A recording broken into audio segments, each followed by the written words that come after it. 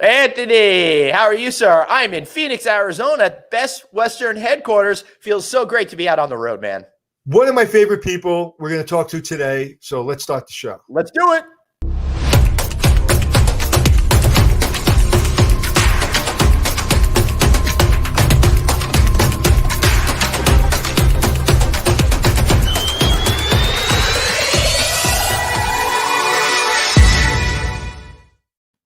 Holy cow, Anthony Melchiori, I almost look like you today. What's going on? You look better, man. I love that blue. That is beautiful.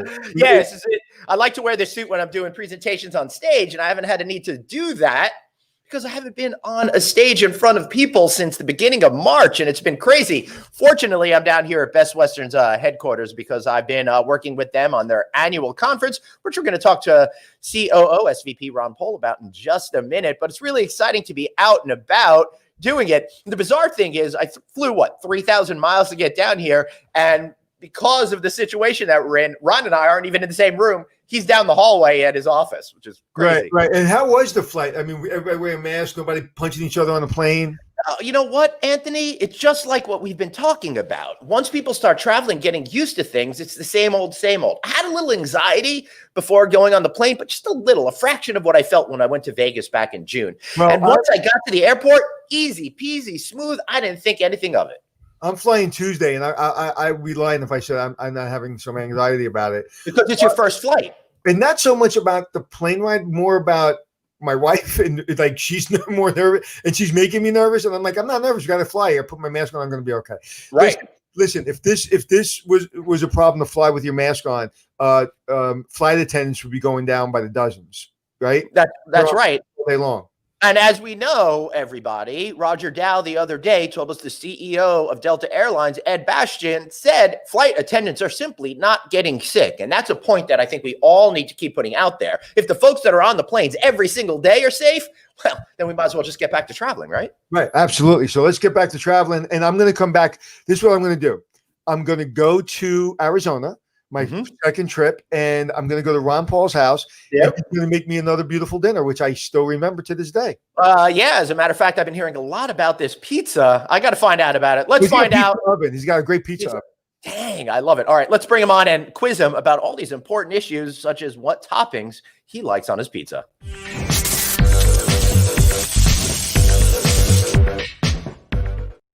We got the one and only, the incredible Ron Pohl, SVP COO of Best Western Hotels and Resorts. Ron, so great to see you. I act as if I didn't see you 5 minutes ago down the hallway, but it's so great to have you here. Thank you for joining us.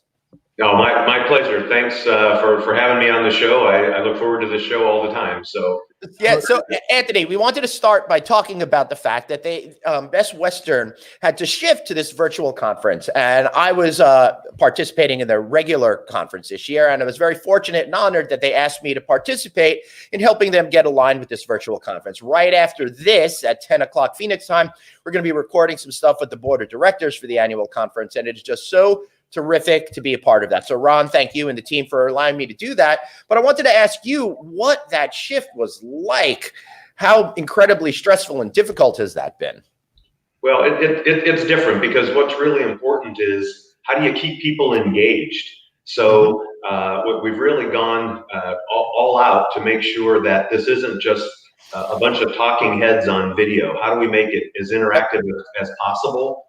Glenn, having your participation and your energy is extremely important, and knowing that we don't want just one speech after another. We need to break it up. We need to make it entertaining. We need to make it engaging, and even trying to have some social events if we can. So that's the biggest part of our convention is being able to get together with 2,500 hoteliers and celebrate and talk, and that's the one missing piece that virtual conventions just don't allow for it at that extent. So we're trying to make it fun and engaging along the way. That's right.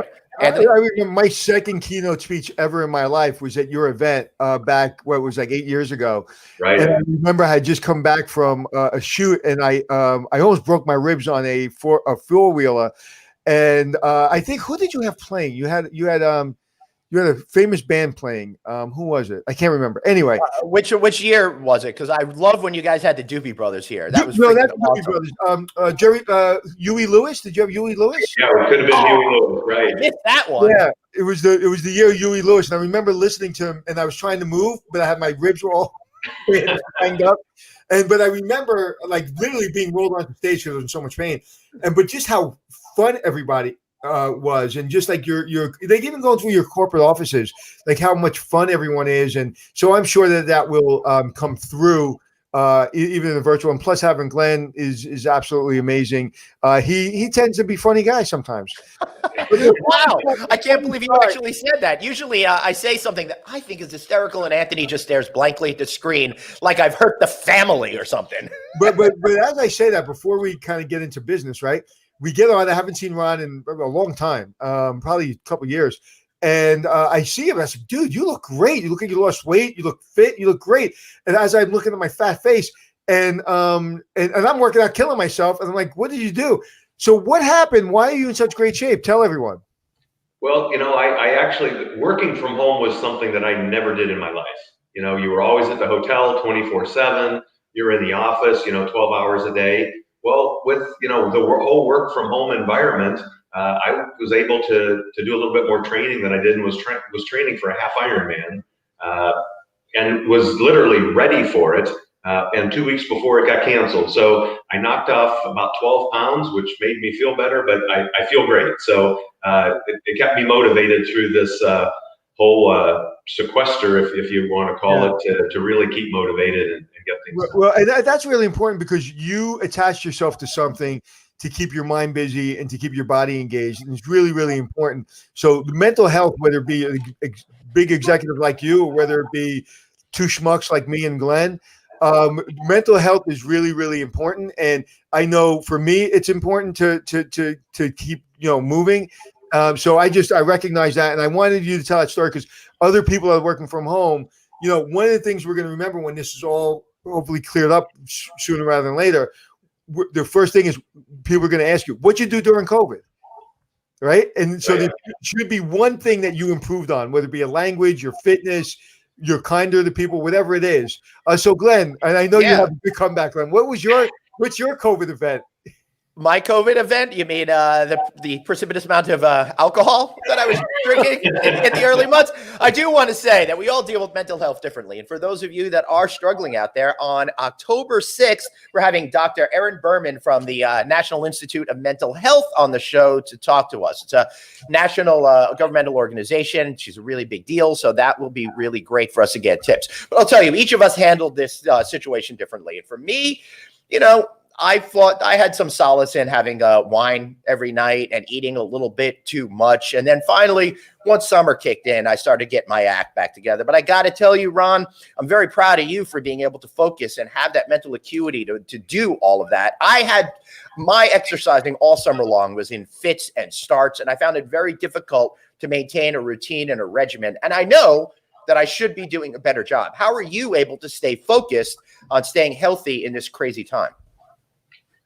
Well, I have to admit that a glass of wine at the end of the day was part of the regimen. So did I say glass? I meant bottle. You have to do that. But, I just found ourselves and my team as engaged as we've ever been, through Zoom or team meetings and very structured approach. But then you also had that time away to think more strategically about what you really needed to do based on things changing from day to day. So again, as a person that was not a proponent of the whole work from home idea, I'm an advocate of it now. And I would say that our team is engaged as they ever have been.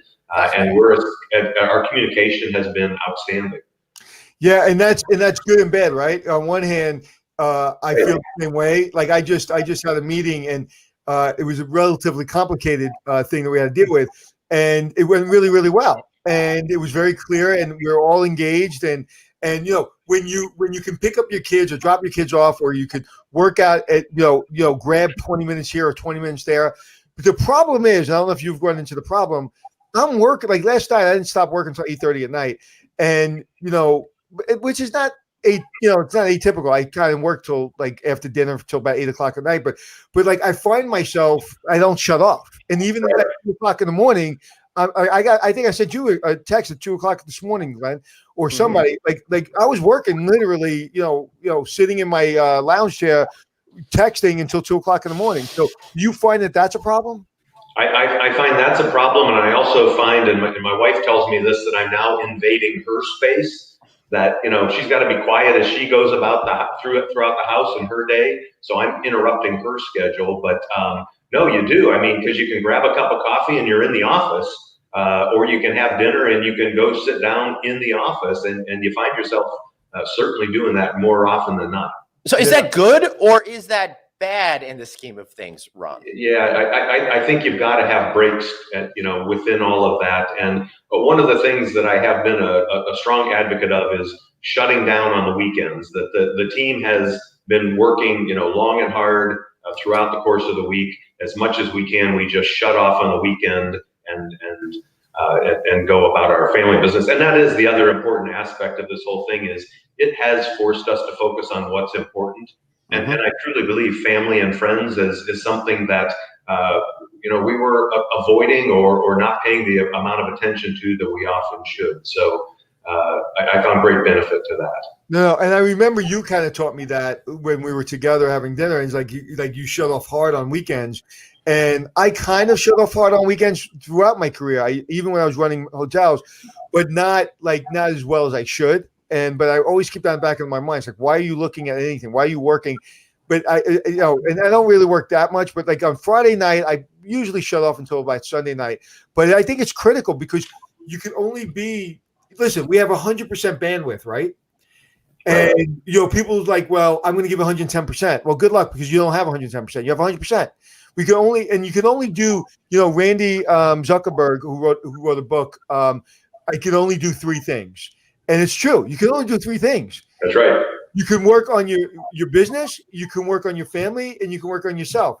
When then you start trying to invent things, and you start trying to do this, and you start trying to do that, and doing 7 or 8 things, and you're all into 7 or 8 things, you're going to screw up all 7 or 8 things. So anyway, so I just thought that was really important, because I've always admired your ability to really try to create an incredible company and everything you've done, but also understand the importance of taking care of yourself. Right. Because if you don't take care of yourself, you can't take care of anybody else. Let me ask you guys this question then. I struggle with this issue all the time. My whole career, I felt like I always have to work. And I've sacrificed some free time for myself in order to pull that off. Ron, how do you shut off completely without any fear that it's going to affect your job in terms of when you're coming up, that people will look at you and say, oh, he's taking too much time off, he's not dedicated? Because these are the things that get into my head. I feel like I always have to be on. I always have to respond to stuff immediately. And it really robs me of my physical and mental health over time. But yet I still can't break away to completely shut down. And when I do, I still feel crazy guilty. Yeah, I think what's most important is setting the expectations and or understanding the expectations. There are going to be things that come up on the weekends that you're going to have to deal with. But it's really a matter of prioritization, kind of the 80-20 rule. Is it something that truly needs to be done on a Saturday, or can it wait till Monday morning? And my team recognizes that unless it's something critically important, they won't hear from me. But I have to make sure that my boss is comfortable with that as well. And if David has something that's important, yeah, we're going to work on the weekends to get it done. But typically, he operates out of that same mode of, hey, you know what? Everybody needs the downtime to be re-energized and be ready to come back at it hard, Sunday night or Monday morning. So it is a matter of setting expectations. And I think that's the secret, coming at it hard. For guys like us, coming at it hard is a different equation for other people. Coming at it hard is 100% all day, every day, 100, and you can't give that unless you feel good about yourself and what you're doing for yourself. And I just think that's really important, especially now that people are having burnout staying at home because they have the kids. They're because even there's a lot going on in my brain, because once I step out of my studio and I'm downstairs and I'm seeing my daughter who's in college and my wife who's struggling to teach pre-K online. So now I'm taking on their stress trying to help them. And so there's just a lot. And like I try to escape and drive my car for like an hour, just drive around the neighborhood. I haven't done that like in a week and a half now. And it's starting to get to me. Like that's one of my like fun things to do. Just drive my car around the neighborhood. I just like doing it. What I thought was really cool, and it's kind of stopped now, but in the midst of, or the top of this whole pandemic, you saw people out in the streets with their families, riding bikes, walking their dog, doing things that we used to really focus on 20 years ago. And, we've kind of forgot about that. And now that things have reopened, there's a lot of walking trails and stuff here in Phoenix. Everybody's gone off of them. Now, part of that could be because we've had record heat this summer of 110 degrees for 55 days, but that was a part that we saw disappear very quickly as soon as things opened back up. Yeah, and I live near the beach, and so I see like during the week I see like middle-aged guys taking their surfboards, or like even today I have at 4 o'clock I can play softball or I can play golf. Like that would never happen. I'm not going to play either because I have stuff going on. But like I didn't have that choice like 6 months ago. But now people are like, hey, let's go play golf or softball at 4 o'clock if you guys are free. And unfortunately, I'm not. But so anyway, so let's get back. Let me give it back to Glenn. Glenn, get us back on track and talk about what's important for the conference. They're going to be dealing with a lot of their messaging and stuff like that. And Ron, I got to tell you, in sitting with you and sitting with the board and Mr. Kong in the last 24 hours, I really learned a lot of highlights that you're doing. For example, the Shore Stay, which is one of the newer brands in the family, was 3 years now. You hit 200 American properties, 360 global properties, on track for 500. I know that when you first launched the brand, there was some skepticism internally with some of the members, but now all of that seems to have gone away. In fact, you got named by J.D. Power as a best brand, correct? And I was hoping that you would mention that, because I just happened to have right by me here. We got this yesterday. Hey, and I didn't know that you got that yesterday. That's pretty awesome. So it is very cool. We're very, we're very proud of what the brand has accomplished, and it's not us doing that. We certainly are promoting the brand, but the number of developers that have seen the opportunity to join a brand in the economy segment that truly, it's focused on two things: clean and condition. And nobody speaks to that more than Anthony does when he does his shows and was visiting properties for many years. That's what the brand's about. It's not the newest, shiniest hotel that there is, but it is great service, and it's well maintained, and it's clean, and that's what we kind of put our staple on. And as you said, it's growing, and in this environment, being a primarily conversion brand, we don't see it slowing down. So we're very excited about the opportunity for Sure Stay, and we're very appreciative of those that have trusted us over the past 3 years to bring their asset into the brand. No, and that is so critical, because as you said, like that's all I talk about. It's like people, when they lose their brand, they're like, I can figure this out. And they try to cut corners, right? And when they cut corners, they realize, they start falling apart, and then all of a sudden, I have a job. So, I always say old and clean is better than new and dirty.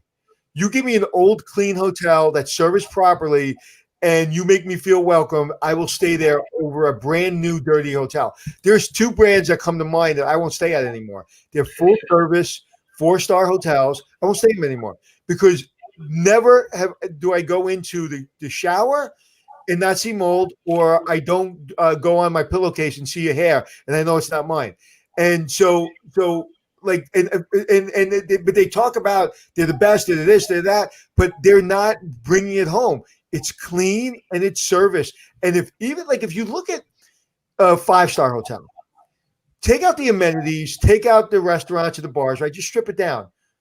Their service and their cleanliness is what gets their loyalty, because that guest can get that restaurant, that bar, that drink, that ice cube in any other 5-star hotel. So it comes down to cleanliness and service, even at the higher brands. And people just lose sight of that because everything else becomes sexy. The amenities Everything, the uniforms, everything becomes about, how sexy are we? And it's really just, X's and O's, man. People want to feel comfortable. Right. Yeah, Let me add. especially today, especially in today's environment. Right. People don't care about fancy at all. They want safe and clean and, a level of service that they feel comfortable with. Right. And what's interesting in the consumer media, when it comes to talking about hotels, brands such as Shore Stay and more of the basic offerings are just ignored by the media. They all focus on the newest boutique hotels, the luxury hotels, all those properties that Anthony said are sexy, but these owners are working hard every day and getting good returns on their investment, which is a lot more meaningful than getting a headline in a newspaper, in my opinion. Well, and oftentimes it's treated as if you're a guest in their own home because it is, it is their own home. It is their own home. It may be that they have just one or two properties and they truly care about the people staying at it. One of the things, and the reason you guys have been successful, because we all know in your model, it's about making sure the owners are comfortable. Now, coming out of this, you're going to have brands that are going to be ridiculed for not being there, and you're going to have brands that are going to be respected for being there. And you are going to be one of the brands that are going to be respected because you did not, I said this the other day, you did not get good at what you did during COVID. Your team won that award pre-COVID. You guys were superstars pre-COVID, right? And now of course you're doing a great job during COVID because you did a great job before COVID. So the people that weren't ready, weren't doing a great job and were mediocre, they got destroyed because they weren't doing a great job during COVID because they weren't doing a great job before. The one thing that I always remember about you is that anytime I'm with you, I feel like I'm the most important person in the room. And anytime I see you with anybody, you make that person, listen, you have a scary title, right? You're in a scary position. Like you're the scary guy and you make it really transparent. And that to me is true leadership, not just because I'm your friend and I love you and I always say great things about you, but it's true. The way you walk the walk and talk the talk and what you do is not easy. But the ownership that works with you guys knows that you're going to be there, not in the good times or the bad times, but all the time. And that is what is missing in most brands. And I'm sorry, this is not a commercial for you, but this is how I truly feel. Everybody got so many damn vice presidents and executive vice presidents. Now you're going to see, because as we kind of come out of this and you don't see so many layers, you're going to see those people that are at the top. Are they going to run? Or are they going to kind of, realize that, their job's been about building relationships all this time? You've been building relationships. You and David have been building relationships the entire time. And it was evident last year I did 13 or 15 keynote speaking engagements. Since last time we spoke, I've done hundreds. And I'm telling you, I've never felt that comfortable than when I was with you guys. Well, we truly appreciate hearing that and obviously really respect the friendship that we all have. But I will say that, that we focused on the basics 10, 12 years ago when we rolled out our We Care Clean the I Care Clean program. And we just evolved it for this because we know that our hotels, we've got great hotels, but like you said, they won't always be the newest properties in the market, but they have the best service and they are clean and well maintained, and we're known for that. So customers have trusted us even more so during this pandemic to say, hey, you know what, I'm comfortable traveling again, and let's go spend a weekend, in Yellowstone. Let's go spend a weekend in Napa, and they're comfortable because they know that we're going to, have their best interest in mind. Yeah, and if you look at your brand years ago, when you guys came on and started turning around the brand, I mean, it was no easy task. I mean, people now look at Best Western and you have a lot of respect and people love your properties, but that wasn't always the case. And that was a struggle, and I've noticed it just in my own traveling. I told you this when we had dinner a couple years ago. My favorite hotel I've ever stayed in was the Best Western. Where was it? Oregon or something? Were you in Oregon, or were you up in one of the Dakotas? I don't know. It was somewhere. It wasn't Brooklyn, that's for sure. And we usually stay at a different brand, and we got booked into the Best Western. And we walked in, and we're like, this is Best Western? Holy crap. This is beautiful. And even when I remember when I was in Arizona, I stayed at one of your properties, not too far from the office, and I remember the kid that checked me in. Like I've been in thousands of hotels, like all of us have. Like I still remember that kid. Like, when I think of my friend, I don't know, I don't remember his name, but I remember he was like so funny and happy, and it's like 2:00 in the morning, and this guy's making me laugh, and it was really like I still remember that. That's cool. That's what it's all about, right? My favorite Best Western that I ever stayed in was with you, Ron. Ulaanbaatar, Mongolia. Mongolia. Mongolia. What the hell are you doing in Mongolia? Staying at a Best Western premiere. Yeah. Why did you get that invite and I didn't? I was lucky to be able to go on a media tour. I think it was 2014 that we did that. We went to China and Mongolia, and it was one of the most interesting, fascinating trips that I've ever taken in my entire life. Let's compliment you again. Dave Francis, his name doesn't come up on the screen here, but Dave Francis worked with you, Ron, for 6 years while serving on the board of directors. Says you have outstanding character, intelligence, work ethic, and impact. Wow, that's a really super nice thing for somebody. Thank you, Dave. Yeah, Ron, you know what I'd love for you to do is I think that there are a lot of our viewers don't understand the distinction between how some of these major companies work. Best Western is very different than a lot of the other major brands out there because you're not a traditional franchise organization. You're more of a membership company. And with that means that the terms of engagement that you have with your hotel owners is very different. So maybe you could go into a little bit depth on that. Sure, I'll take a couple minutes and do that, and know that prior to joining Best Western, I came from the franchise world, so I understand those relationships, and it is different. I find Best Western truly engaging because we're having discussions with our hotel owners, our members, frequently about the direction of the organization. It is not a top-down driven organization of this is the brand standards and this is the focus and this is what we need to do. We truly engage with our members, our governors, our board of directors on a frequent basis to talk about what are the next strategic initiatives for the organization. And I will tell you two things that I've learned in my 14 years with Best Western is there's a lot of smart people out there that are truly running hotels and can help us make the organization better. And two, the fact that if you can't put a business case behind why you're doing something, then you shouldn't be doing it. And it doesn't always even matter if the competition's doing it. It's got to make good business sense. And I think we make a lot of good decisions, even better decisions, because we take that into consideration. You've got to have a big family or a big organization that is all focused on the same initiative, and I would say that 90% of the time we truly are. So it is and here I guess the proof is like in your hotels, if you have customers and they return, you know that you're doing a good job. In Best Western, the majority of our agreements, 90% of our agreements with our hotels are a 1-year contract. Right. And they renew. I think this year we've lost 10 hotels. So, out of 2,200 hotels, the fact that you've got that very small number that says, yes, I want to stay a part of this, I believe in it, and I'm going to continue to participate, it is really the fun thing about this organization and what makes it successful. And that's why I wanted to make sure that you brought that part up, because a lot of the major companies, you're signing 20, 30-year deals. So you really have to be focused on delivering guests and service to every single hotel every day of the year. You can't make any excuses. Right. And to the hotel owners. Yeah, and I'm glad you mentioned that, Glenn, because I was going to ask that question, that let people understand, that is so weird and strange. It's like me and you having hair. It just doesn't make sense. So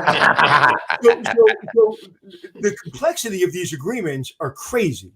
When these 20, 30, 10, 15-year agreements, and that's when you get animosity, because, when you're doing 1-year agreements, you've got to prove yourself day one, because, that 12 months comes up real quick. In my company, we do the same thing.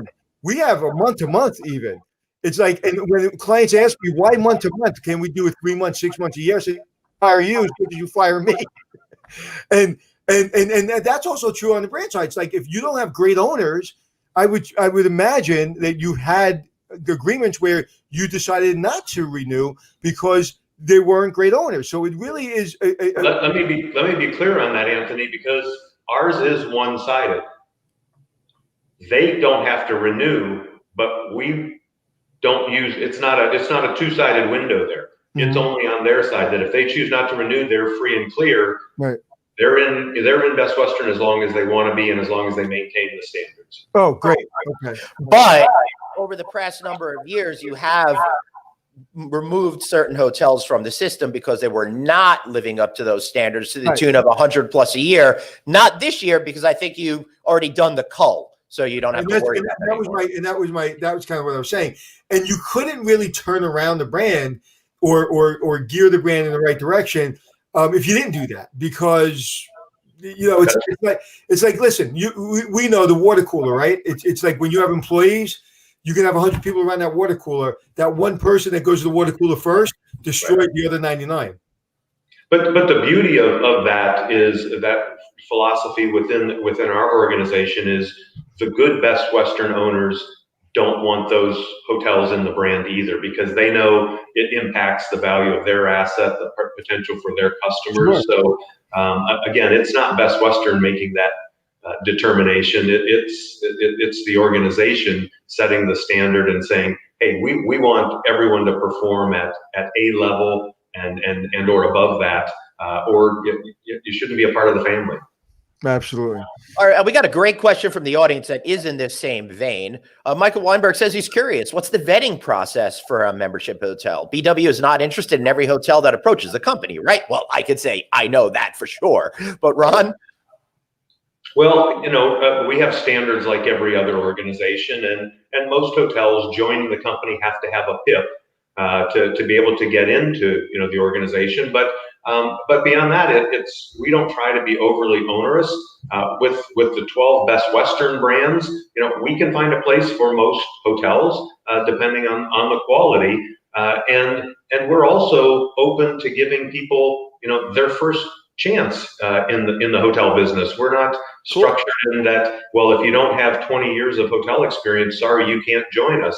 Our organization, the entire corporate staff, is focused on how do we make hotels successful.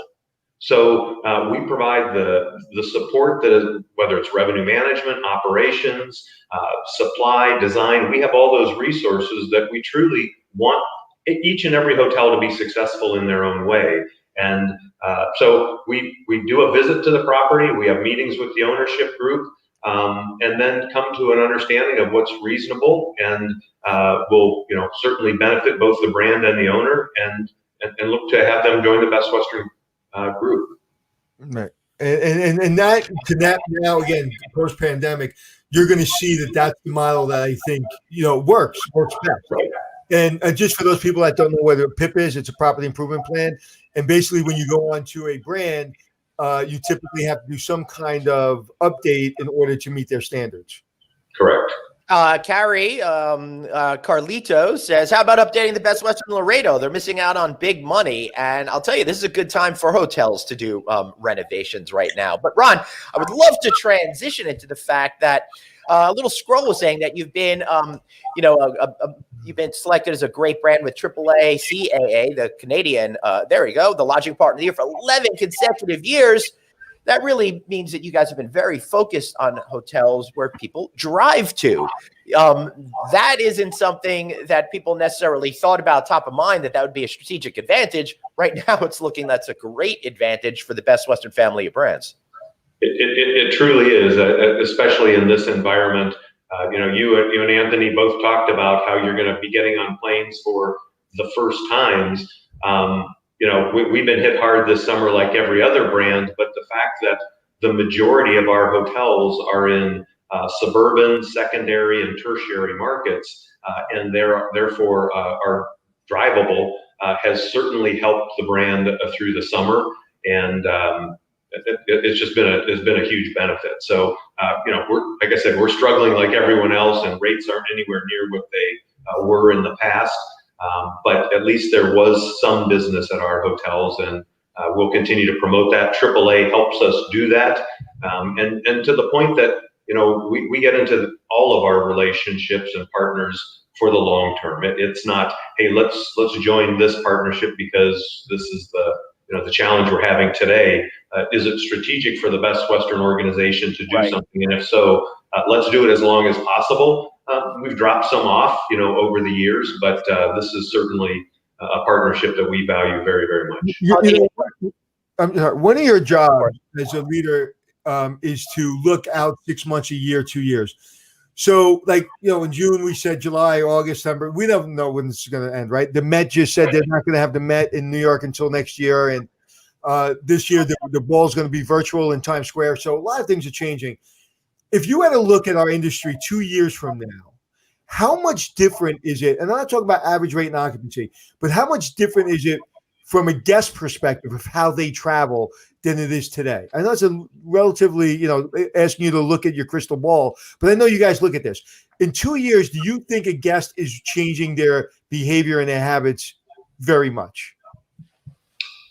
Well, if I had the exact answer for that, I'd be making a lot of money out there, promoting that. But what I think is this has changed all of our perspectives for a long time. The safe, healthy health and security of everyone, including ourselves, is top of mind for us, for our families, and it gives us pause to think about travel going forward. I'm very hopeful that we can return to hopping on planes, and I've been on 2 planes in the last 2 weeks. So as we talked, I felt very comfortable on the planes, and I think the airlines did a great job. I thought the airports did a good job protecting our health. But I think this has changed from 2 perspectives. One, I think guest expectations have changed to some extent into what they expect at a hotel. Will everyday housekeeping return? I hope not. I don't think that's an added cost that none of us ever do at home, but we came to expect that every day in a hotel. So for stayover, I think that's something that customers, if the industry maintains that approach, I think the customers will be comfortable with that to the majority of the extent. And breakfast, and I know you're passionate about breakfast, Anthony, but I think many hotels tried to provide everything to everybody, and it's a very expensive proposition. So I don't know that rates will be back to where they were in the past, and if they're not, you have to do things that can help hotels survive and/or make profit. And we've got to look at all aspects of that and how we can do that and still satisfy a customer. Well, I'm passionate about breakfast in the sense of I'm passionate about anything. Does it make sense for my property, right? When hotels have a hotel that is basically built on breakfast, and if they lose market share to their competition right across the street and they're down 20 or 25% over a period of time, then I'm passionate about breakfast because that's the key of bringing breakfast. I'm like you. I don't never want to spend a penny that I don't need to spend, especially in a hotel. But if this is something people are getting used to, and again, once we start traveling again, if I travel with my daughter on volleyball, we cannot go to a hotel that doesn't give us breakfast. We just can't. We waste too much time. So it's less about being passionate about breakfast, but being more passionate about what does your client want, and understand you can get away with it, and you can save that expense. Listen, if I had, I say this all the time, if I had a hotel in New York City, it'd be 150 all-room hotel with no meeting space, no food and beverage, okay? And I would make more money than the Waldorf Astoria because we had the Lucerne Hotel. We had the Lucerne Hotel on the Upper West Side, and I'm not going to tell you their numbers, but the Waldorf Astoria was making at the time $350 million a year. And that little hotel, 150 rooms up and down, was net profit making more money than the Waldorf Astoria in New York City. So I'm all about taking all that money and driving it right to the bottom line. And, that's interesting because it's shocking for some people that aren't hoteliers to hear you say, well, I hope that housekeeping services don't come back because, and I'll look at it this way. It's an intrusion. I don't like people coming into my room now, especially. You get into all kinds of problems. I lost my jewelry. I lost this. You move my wallet. You move this. You move that. There's so many other operational issues that happen. And like you said, we don't do it at home. So unless somebody asks for it, I don't think, and I think that that's the answer. I think that that is a standard that guests aren't going to be looking for. Listen, our standard was our luggage is free once we pay for the ticket. Now we pay for our luggage and it seems normal. Right. Well, and it's not environmentally friendly. I mean, it's wasteful. It's all of those things that come into play when you go into every room every day, change the sheets, and do all of those services. But do you think there'll be an upcharge eventually? Do you think you'll start seeing an upcharge for housekeeping services? If you want your room cleaned every day, that'll be a $20 extra charge. I can't imagine personally. I can't imagine that not happening.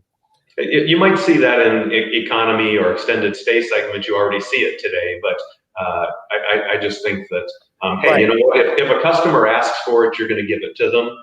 But your basis for operation is, hey, we're going to check your room every day from a safety and security perspective. We'll empty trash, we'll replenish towels, we'll do what we need to provide the right service. But a full, on-site housekeeping in every room every day, I think is not necessary in the future. Well, I'll say this, over the last few years, anecdotally speaking, the people that I hang out with at all the conferences and stuff, we've all come around to not wanting to have the housekeeping service. It's really an intrusion on our privacy. We don't like it. And to your point, Ron, we don't do that at home.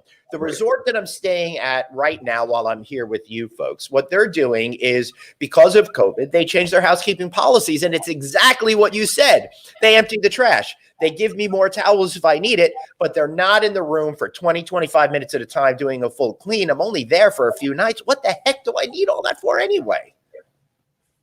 Right? And to your point, it's driven by guests, but if you pile those things on, then they come to expect it. And, I think over, my career in the industry, I've always looked to what people do at home and to what they expect when they're visiting a hotel, whether it's entertainment in the guest room, whether it's, the different practices. And if you stay close to that, I think that's pretty aligned with their expectations. You know what? In the beginning, hotels used to get in trouble with sound and noise in the rooms. And of all the traveling I've done in the last 10 years, I've maybe had one time where I've had a problem with sound. So during construction and during renovations, somehow they fixed that problem in most hotels. I can't remember the last time I was, I had a problem with somebody next door. As a matter of fact, once in a while, people complain about me because I'm deaf. I have 50% hearing loss, so I blast everything. But outside of that, so those are the things, to your point, like in my home, where we live, on the block we live in, it's pretty quiet. And there's a lot of big houses closer to the avenue and the ocean and whatever. But the reason I didn't buy it is because it's noisier. And I wanted a quieter environment. And to your point, that's what I look for in a hotel. I want everybody to leave me alone. I want it clean and I want it quiet. And if you give me those things, I'll give it your 5-star hotel or 1-star hotel. I'm in. Right. Either way, it's a 5-star experience for you. Ron, we were talking about a lot on the show and you yesterday. I said we all hit the great reset button. It's an opportunity for change. Here in your corporate offices, you're having to rethink how you're able to service all of your customers and rethink the priorities for your organization. What has that process been like for you, trying to figure out what is essential, what's not essential, and what could be completely eliminated? Well, the first was hit us hard and fast was because the pandemic, was here overnight, and we knew we had to react very quickly. But what it really got us focused on in the different strategic meetings that we had was what's most important that we provide to the hotels, and what will it take to support that, and then you go from there. But I think what we found. Technology is key in that reporting process and making sure that we have the information that we need. And even to using revenue management as an example, we've enhanced and expedited the timeline to improve the tools that we have because we don't have as many people here that can do the analysis of the different demand generators and booking patterns and all of that. We have to rely on technology. So that is one part of our budget that we have not slowed down much on because we know that it's something that will help us be successful in the future. And one of the examples that I used is we've seen our booking patterns now change to before it was, well, within 72 hours or within 48 hours. We're now seeing booking patterns within 24 hours and demand Wow. changing each hour. So how do we give hotels the information they need to make the right decision in pricing and positioning on a regular basis, and then making it most easily accessible for them to, that they can view it on their mobile app and get an alert and say, hey, by the way, you just picked up 20 rooms in the past 2 hours. You may want to look at, your rates. So, those sort of things were critically important, but it also made us keenly aware of things that we were doing that were probably unnecessary. And you have to, you get in there and you think that you need all of this information and reporting around it.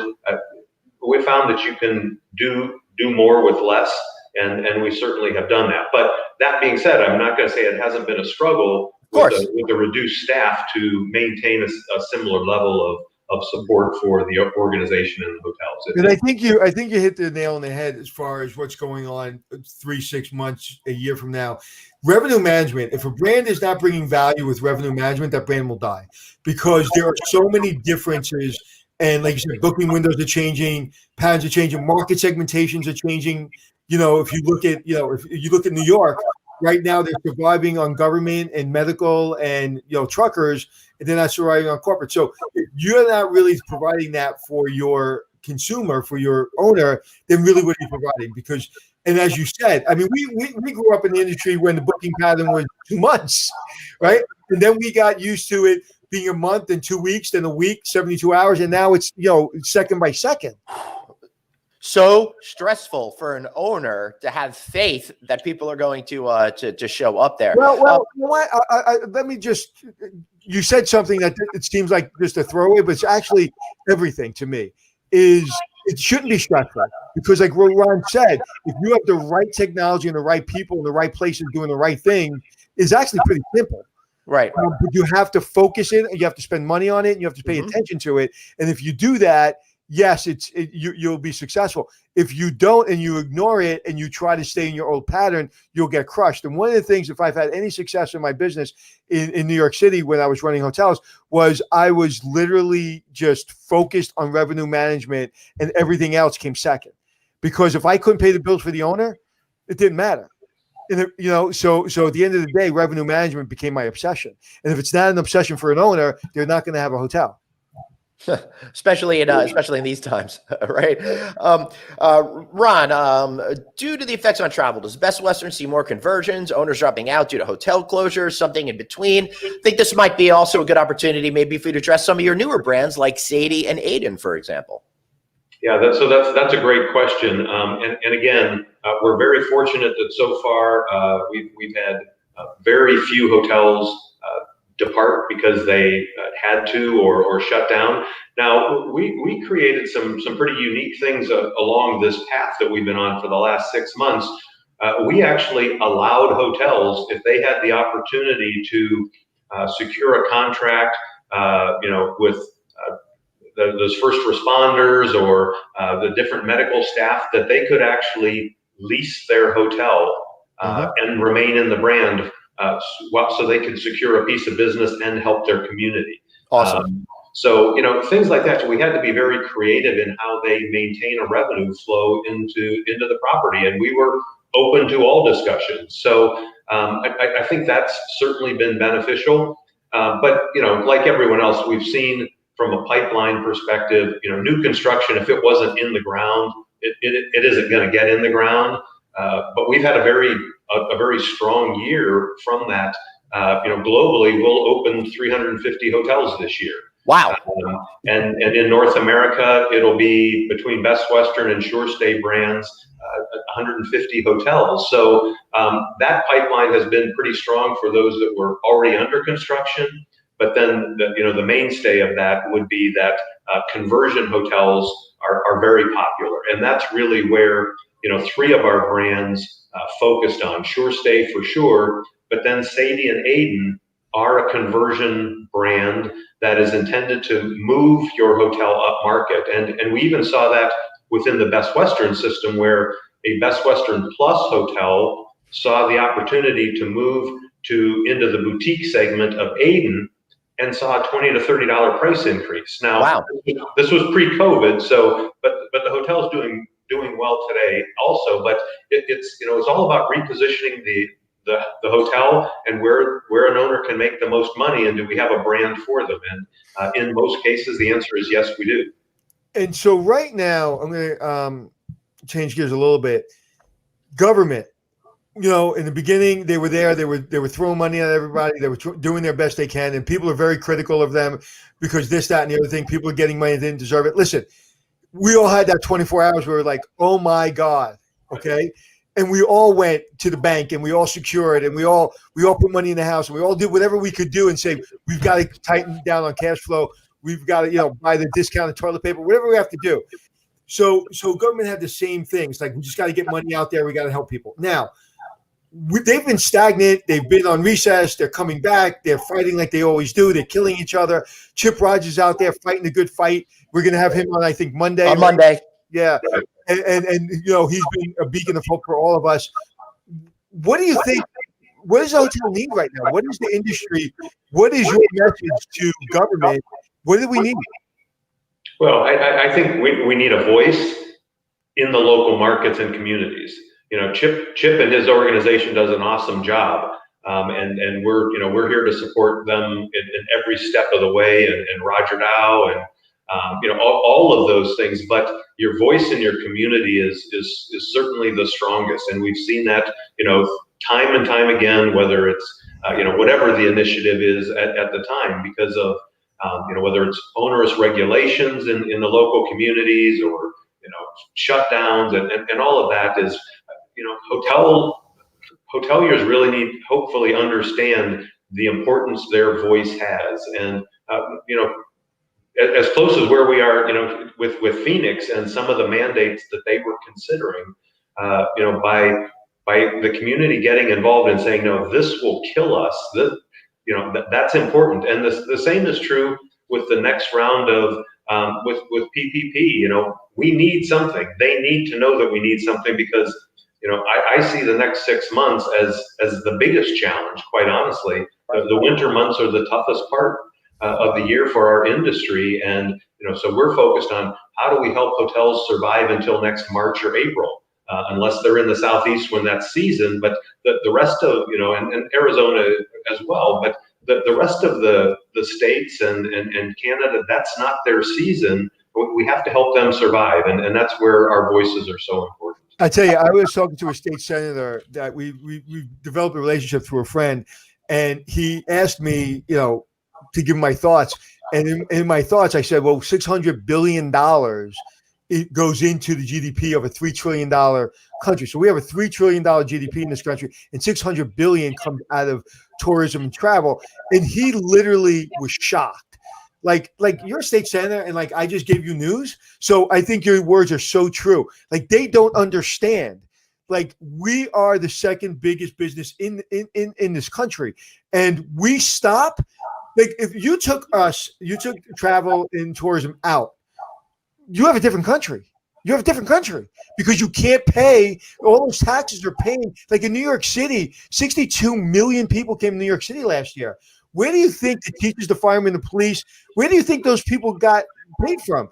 A big part of that was all of the tourism and hospitality, all the taxes these owners pay. All these owners that everybody sees are these big brand hotels, which are mom and pops paying hundreds of thousands, if not millions of dollars in taxes, whether it be an occupancy tax or whether it be land tax.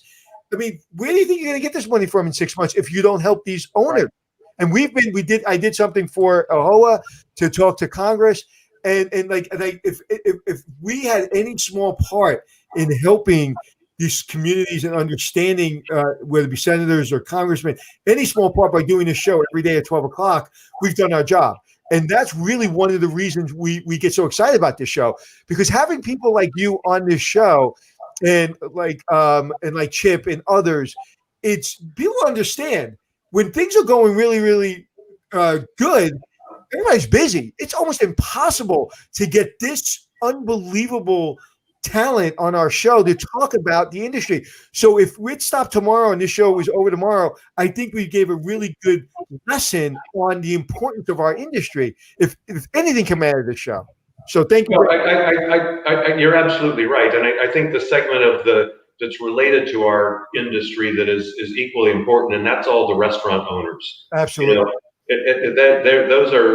they're so critical to the experience in our cities and towns, and they just won't survive. And it's devastating to see, you know, the restaurants here in Phoenix, Scottsdale that just don't ever intend on reopening because they can't. And that funding is just so important.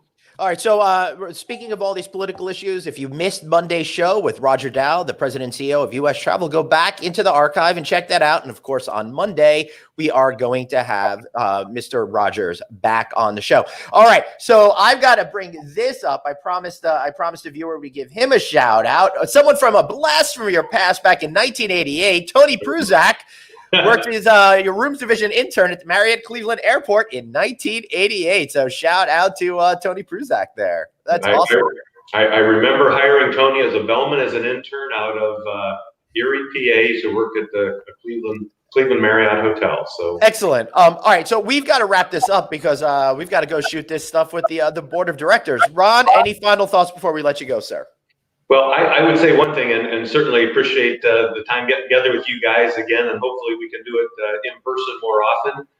You're here for our convention, and something unique to the Best Western Convention is we're not closing it out to only Best Western hotel owners. So if you want to listen to some of our convention, it's going to be available online to do that, whether you're part of the family or not. So we're expecting the largest convention we've ever had, albeit virtual, and we're excited about it. Fantastic. That's why you are who you are. That's so smart. That's great and smart and wonderful.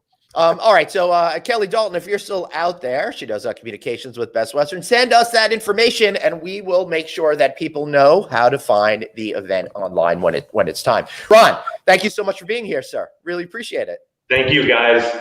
And I will see you in a couple of minutes. Okay. All right. Take care. Thank you. Bye-bye. All right, man. Love that guy. He's one of my favorites. And hopefully when things go back to normal, I'm going to reach out to him and say, hey, I want to train with you to do a half marathon or a half triathlon. I'll train in New York, you train there, and we'll keep up with each other.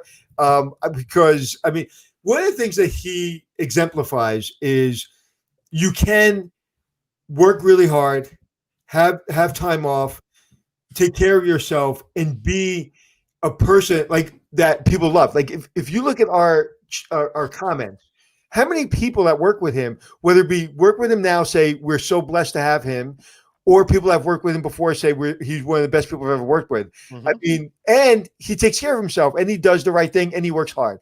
So you can't have it all. It's all about a mindset, and there's no better person than Ron. And he's taught me, like, just watching him, and because he's a lot calmer than I am. So it's good to see. Awesome. All right, everybody. Today, Anthony, at 3:00 Eastern Time, has got the next episode of the Hospitality Success. Sorry, I won't be able to see it personally this week, but I'm definitely going to watch it tonight when I get back to my room. Well, 3:00. Do you watch that show? I watch it. I watch it from time to time. I don't get to see all of them all the time, okay, but I need to be more vigilant about that because they are so good, Anthony. Well, you don't have to. I'm shocked. I don't have to. I want to. They are so interesting because you're looking at all these old episodes of Hotel Impossible, and I'm seeing them from a perspective that's so industry wonky. I freaking love it. Oh, all right. Okay. So it ties into your wonky. Yeah. And I will tell you, I don't know if you know this on your comments. We've had, I think David could correct me if I'm wrong. We've had over 1,000 comments about your jacket that you should wear a sports jacket every day because it just makes you look sexy and it's great. So thousands and thousands. Dave, I've been getting private messages the entire show. Yeah. Right. It's insane. Thanks, Dave. Really appreciate that. So everybody that likes a sports jacket, please tell him to wear a sports jacket every day. All right, guys. Thank you so much. Be sure to subscribe to our newsletter. Text the word hotel to 66866. And while you're at it, tell me why I should not wear a sport jacket. Why I should continue to dress more casually in the future. I'm very excited to have you guys here with us each and every day. I'm going to go and talk to the board of directors now and get ready for their annual conference. So thanks for a great day. You look so inspired and so engaged. I am. Yeah, it's great. Hopefully, when I'm in Vegas, I'll feel that way. It looks great, Maritza. Yeah, I'm going to be so jealous of you going to Vegas next week, and I'll be in the home office. Maritza, thank you for that comment, and also Colleen. No, Maritza, no, I'm not thanking you for that. Colleen, I know Tuesday.